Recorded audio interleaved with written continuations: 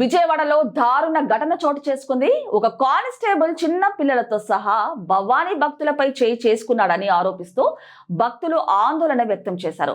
ఒక కానిస్టేబుల్ చిన్న పిల్లలని కూడా చూడకుండా తమపై దాడి చేశారని భవానీ భక్తులు ఆరోపిస్తున్నారు.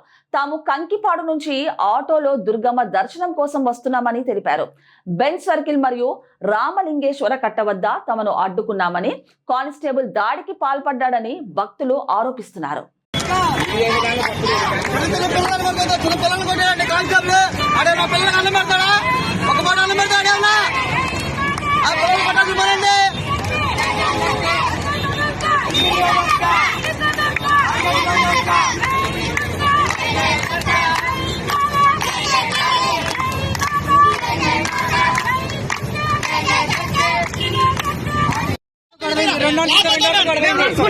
చెప్పండి. మేము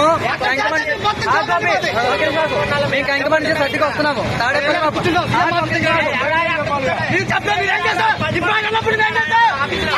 ఇష్టాధారంగా చర్చ చేసి ఇద్దరు కానిస్టేబుల్ అండి.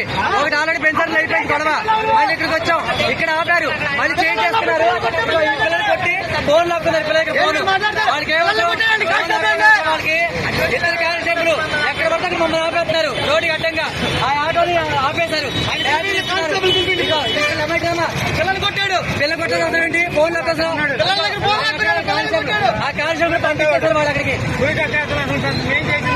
అతను మెయిన్ గొడవ అతను ఎప్పుడు బండి అడ్డంగా పెట్టేసి బండి తాళాలు లాగేసుకున్నాడు. కొంచెం చేతి ఊరుకుంటారా?